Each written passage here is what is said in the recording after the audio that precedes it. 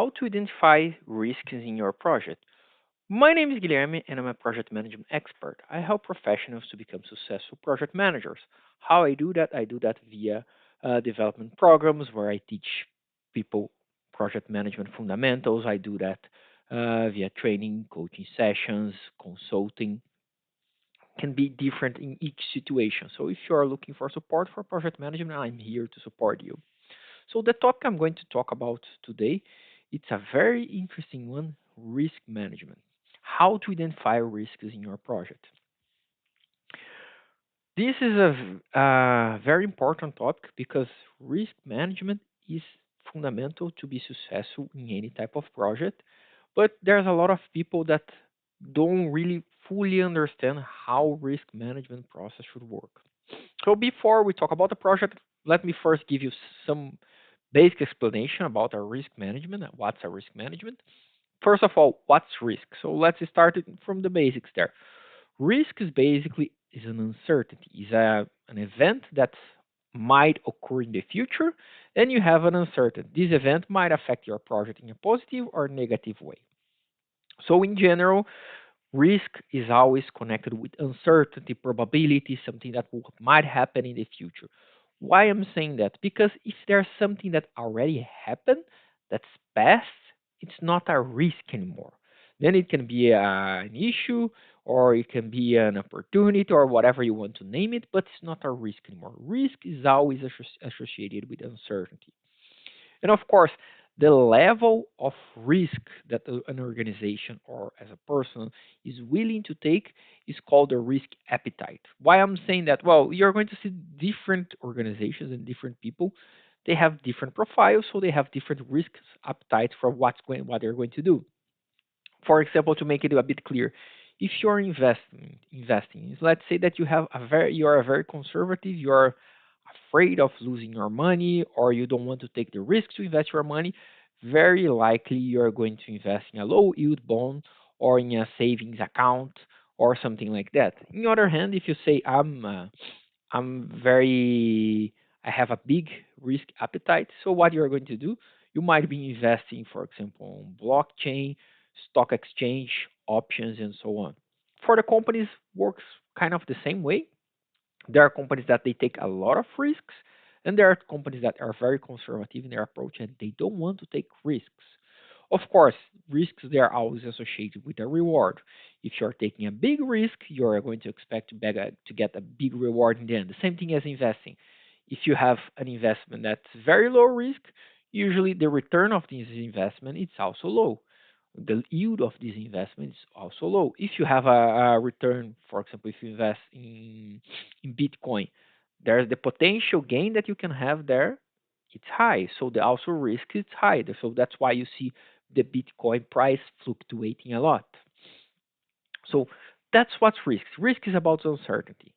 And of course, when you talk about risk, you have the different levels of risk that organization will have.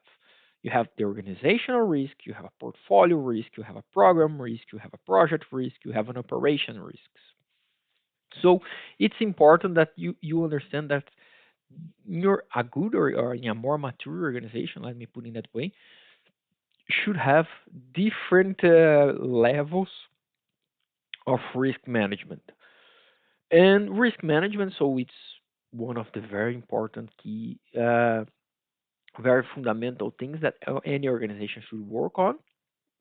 Why? Because it's impossible that you are going to avoid risks for everything that you do in life. That's going to be a risk. If you drive a car, there's a risk of a car accident.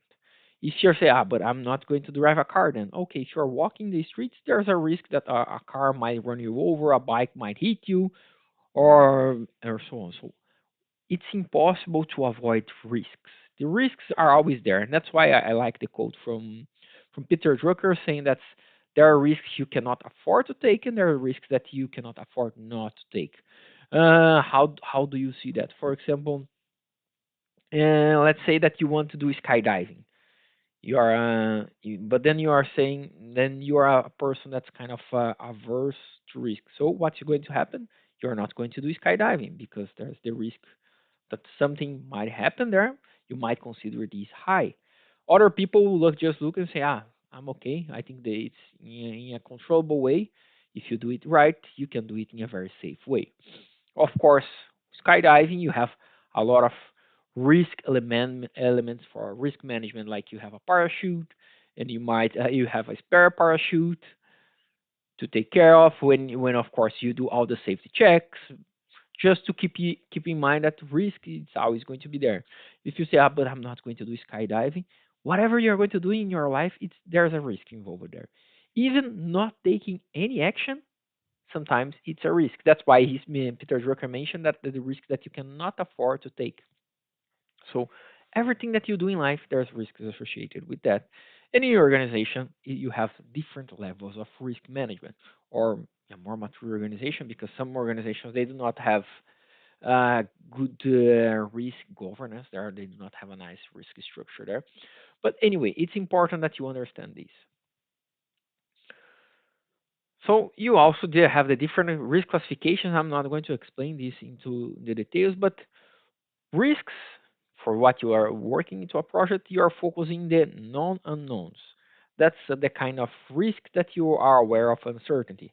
Like if you're constructing a house there, and imagine that if it rains a lot, it might impact the progress of the project there. So that's a risk. You cannot avoid it because you cannot control the weather, but you can look for ways to mitigate it. But if you're doing a construction like raining, can be there's a risk that's always going to exist there. And there's other type of risks. For example, if you're launching a new product, for example, the new iPhone, well, the demand can be high, but also the demand can be low. So this is a risk. So you need to think about in actions how you're going to mitigate this risk of variation there. So those are the very piece of fundamental basics that we are going to talk about. And something very important that you need to understand when you talk about risks is that risk is risk management is a habit. Risk management that's a process that will change from company to company. But in general, you as a project manager, you can do a good risk management if you do this as part of your habits. Identify risks, then you qualify and quantify your risks, you plan a risk response, you monitor closing the risk. This is not something that's going to happen once. And very important to understand why, because a lot of people think about a risk management as like a kind of event that happens. And sometimes there are events, there's a specific meeting for talking about risk management, or there's a specific risk management file that you need to complete, or whatever. But in reality, if you want to have good risk management, if you want to be good at doing that, this needs to be part of your habit, because everything in life keeps changing. Everything about the market, the project, the customer continues to change. Sometimes the changes are less significant. Sometimes there's big changes, like in the market, for example. A big change in the world that happened a few years ago was COVID. Lockdowns, a lot of companies closing down, stopping operations, remote work. That's a risk that was kind of very difficult to predict, but it changed how the entire world operates. So keep that in mind.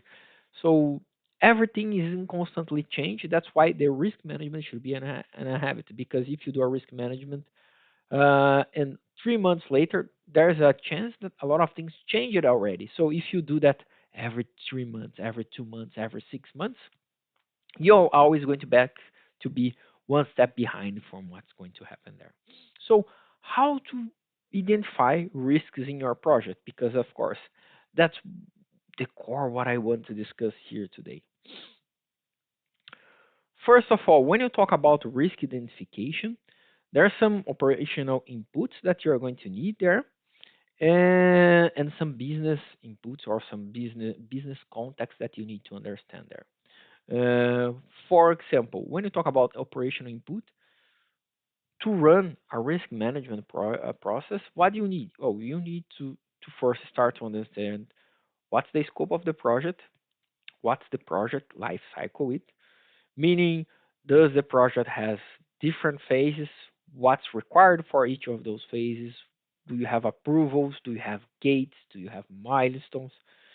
Understanding the project scope is the first step to do any type of risk management. Let me give you an example here to make this very simple. Let's just say that I tell you, say, I want you to plan for me a holiday trip with my family, a summer holiday trip with my family. And before organizing it, what do you need to do?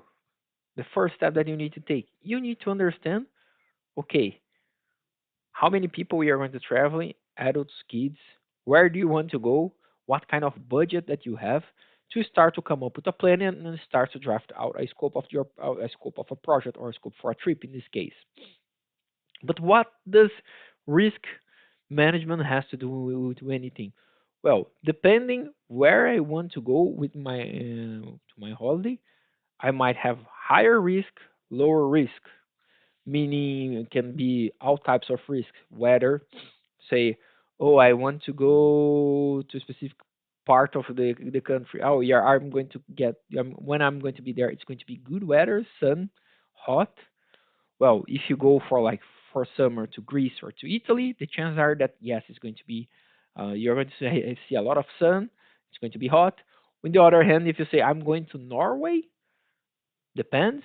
Or if you are in the Netherlands, like I am, depends. Here during the summertime can rain a lot, so maybe the temperatures are not going to be high. Maybe it's going to be around 20 degrees, a lot of rain.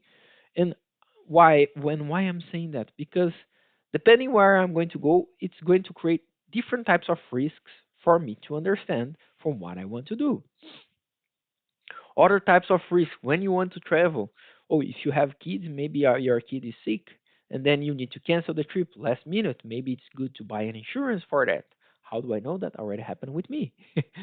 So, how this understanding of the scope it's required for you to come up with the risks. Other inputs you need WBS, work breakdown structure, activity of lease, or product backlog, depending how you're organizing, what type of project that you're executing, what type of framework we are looking for. Why? Again, here you're trying to understand what needs to be done, what's the scope of the project. Without knowing that, you're not going to be able to identify risks. How you are going to tell me what kind of risks that you have if you're not sure what kind of the scope of the project? If you're let me give you another example. If you're working like in a construction, you're building a house. What kind of risks that you have for rain? Well, depends. If you are only working inside of the house because the infrastructure already finished, let's say you're painting inside of the house, raining should not affect your work there. If you're trying to excavate outside pool there, if it's raining a lot, yeah, might affect your work there. So that's important. Other things that you need to understand to map your risk dependence, sequence of work. Why do you have external dependencies? What's the sequence of work? Another one, what are your suppliers doing? Meaning, what's your procurement plan? What are your suppliers? What you are going to buy it? What kind of risk that you have associated with those suppliers? Do you expect change requests? Do you have historical data? All those things are inputs to help you to identify risks in your project.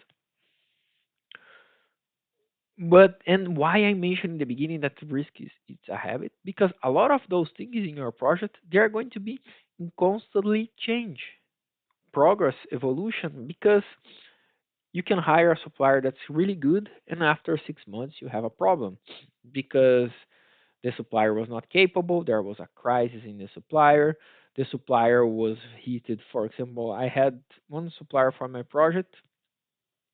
It was a very well known supplier in the automotive business, very big company, so there was kind of they're and very organized.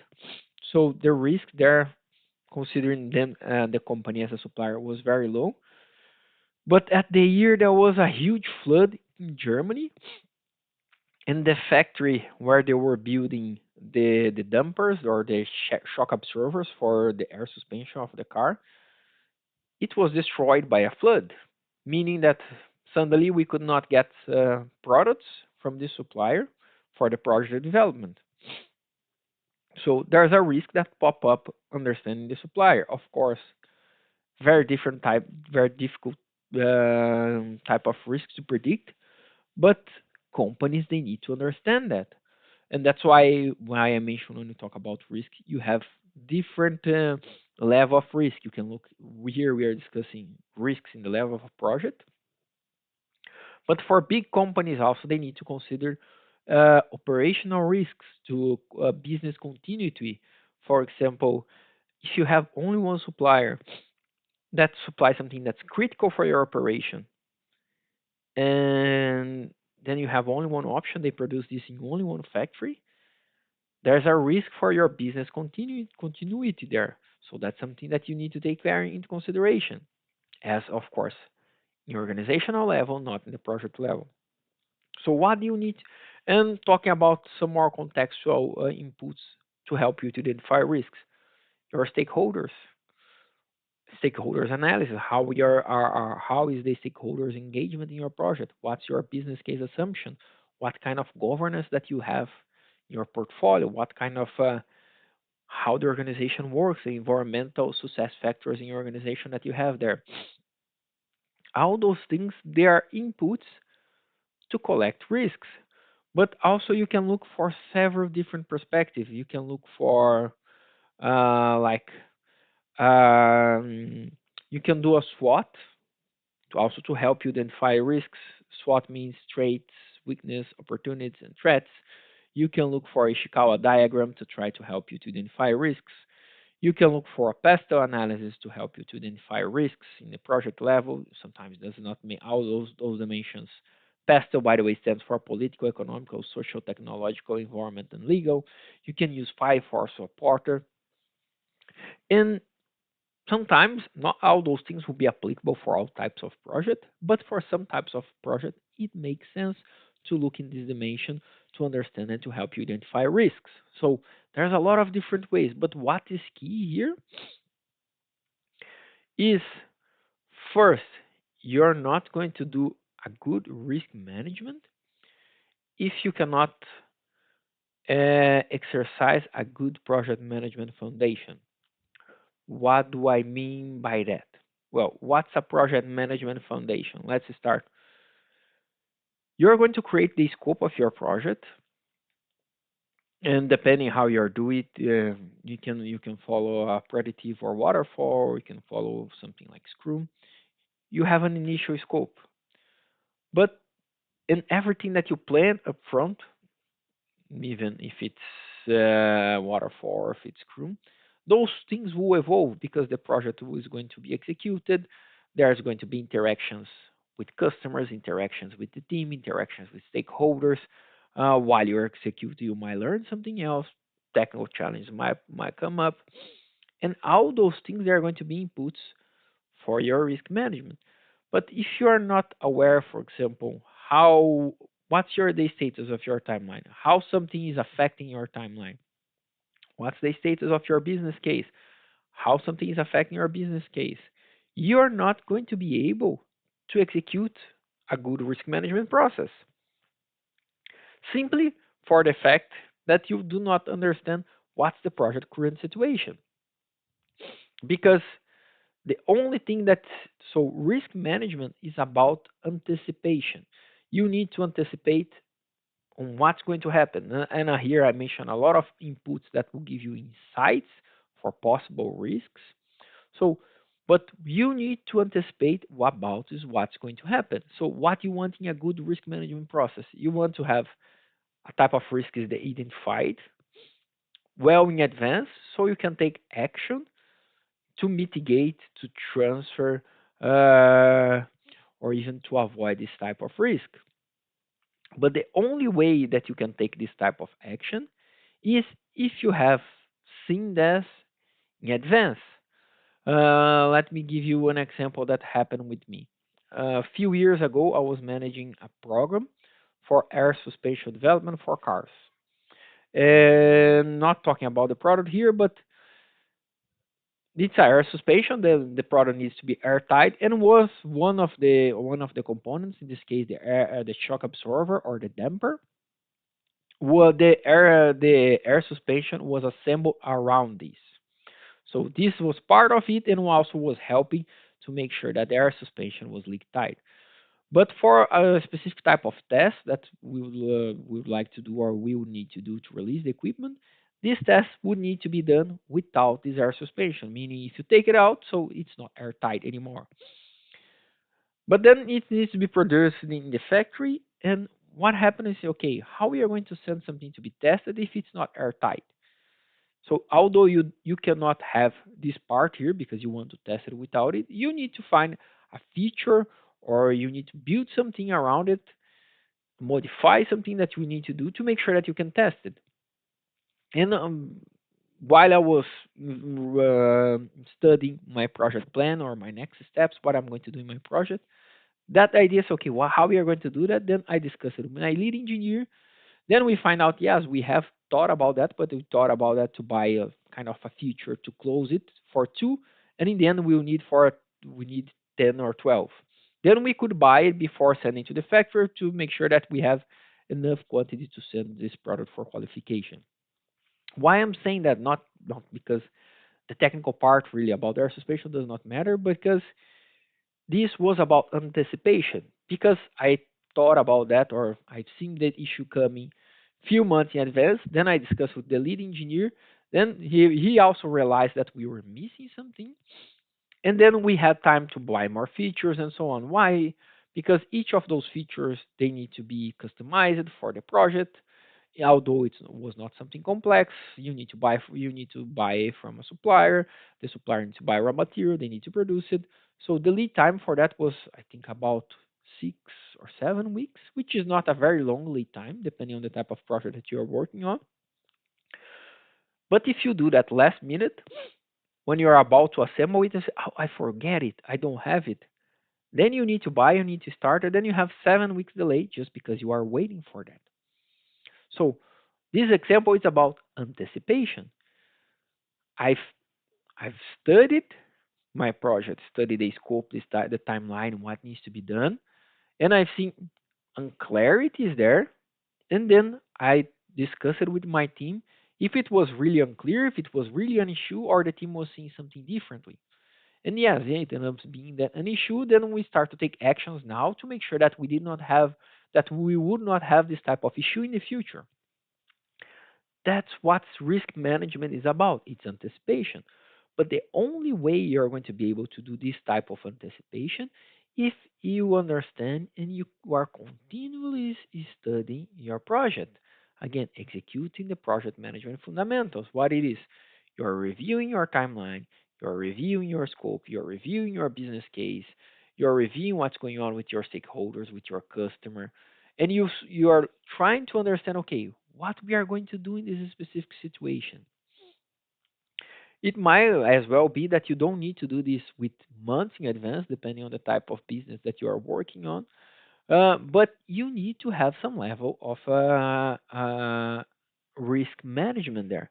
For example, if you're using Scrum, if there's a feature that's complicated or that has different dependencies, you need to start to map those dependencies and identify those things already in a sprint planning. Like, let's assume that you are trying to build, I don't know, a pizza order app there. Then you say, I want to build a feature that will accept payments via credit card. So you need to make sure that then suddenly you identify there is a dependency with other feature that needs to be done. Okay, so if this future here is a priority, this one also needs to be a priority. What's that? It's a risk management, what you're doing there. Why? Because if you do not think on those things in advance, you are going to move to a sprint and you're not going to be able to execute the work. So risk management is always about anticipation. And if you do not understand, again, repeating again, if you do not understand what's going on, what's going to be needed in your project, you're not going to be able to anticipate. And here's some very important point here. I'm talking about anticipation, but it's very important for you to understand that you should not run a risk management process only by yourself. This is a team effort, as everything that you do in project management. It's a team effort. So how do you are going to do that? Yes, you can study everything by yourself, but then you go for those alignment meetings that you have with your team. Call it whatever you want. It can be a sprint planning, it can be daily, or whatever type of interaction that you have, or does not even need to be a meeting. Can be an interaction in a meeting room, in the coffee area, and you are going to ask questions to try to see, to understand what needs to be done to gain alignment and to anticipate for potential issues. That's what risk management is about. It's like if you wake up in the morning and what you are going to do, and let's assume here that you want to walk around it, you look for the weather forecast. And if the forecast is, oh, it's going to rain, so I'm going to take an umbrella because if it starts to rain, I have an umbrella. That's anticipation.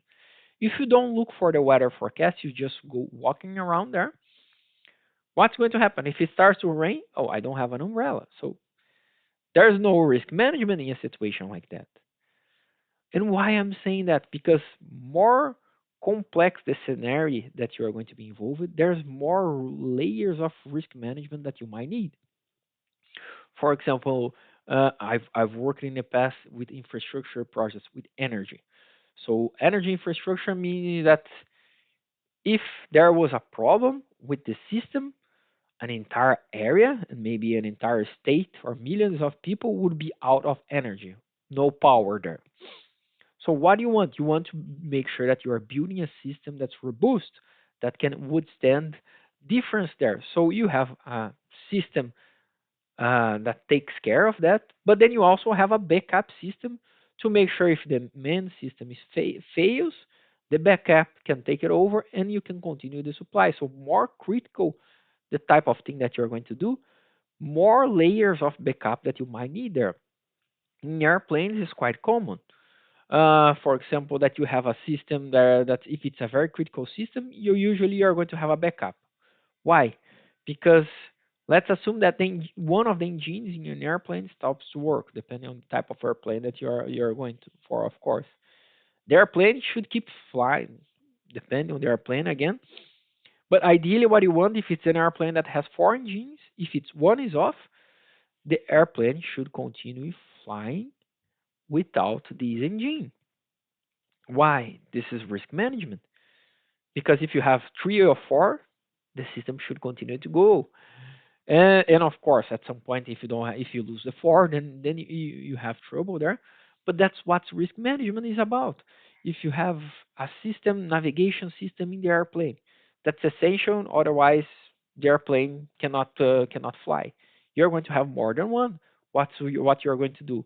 You want to make a system that's robust, yes, that will not fail, but in case it fail, you have an option there. So you are working in anticipation of a risk. Why? Because if an airplane goes down, usually a lot of people die. So that's why you want to build different layers of risk management. And you can think about an exactly way in your project. But if you do not understand, for example, what happened with an airplane if loses an engine there, so you cannot plan what would be the other scenarios that you can have as a risk management. So the risk identification, it's one of the most important steps for any risk management project, any risk management process. For the simple reason is because if you do not identify the risks, you're not going to do anything about it. So you cannot anticipate from what you're doing. So it's very important that you keep understanding and you keep studying the fundamentals of your project. That's when you're going to become a good in risk management. It's not about having a tool. It's not a nice tool, a nice software, a nice procedure written down in paper. It's more about having a good routine where you exercise the good project management fundamentals that in the end will help you, will lead you to good ways to anticipate what's coming, to anticipate risks, so you can take actions right now to avoid what you want to avoid or to try to optimize or to exploit potential opportunities there. That's the fundamental part that a lot of people do not understand about risk management. And sometimes people ask me, what tool do you use for risk management? There's a lot of different tools depending on the type of project that you're working on. You can look for simulations, you can look for statistics, and but those are tools that are going to help you. Because if you do not understand the risk, the tool will not help you to identify the risk. Of course, now with artificial intelligence can help you to identify risks. So if you are not using something like that, you can use ChatGPT, the free version, and have a discussion to try to identify risks, which is going to help you also to improve your risk management. But focus on executing the right project management fundamentals, because that will give you enough information, enough insights to be able to oversee and to anticipate risks, to avoid that in the end you start to be hit for a lot of stuff in your face, just because it's a risk that you've never thought about. That of course more you do it, and if you have historical data of other projects it helps, but more you do that, better you're going to get, and the risk management process will get better and better and better, and you're going to be able to deliver better results for your project, for your organization, and of course better results, more value delivery, higher the chance that you're going to have to grow into the organization. So, just to wrap up, things that you need to, I hope you understand by now. What's a risk? That risk, a good risk management process, it's about uh, having a good habit to exercise project management fundamentals, checking timeline, business case, stakeholders, scope, that it does not matter what type of tool that you do it. What you are looking for is having a good habit and being consistent there. And of course, you can have different types of input from different areas, but what you are looking at in a very basic way is improving your anticipation skills. If you are good to anticipate, then you are going to be good in risk management. Don't forget here to like and share this video so it can reach more people and more people can learn project management. Also, make sure you follow me for more content. Every week there's more content on YouTube. Every day there's more content also on my Instagram. On my Instagram there's a Q&A box where you can ask questions. And of course, you can write down your comment and your questions in this video here. But I hope I'm going to see you soon. Bye.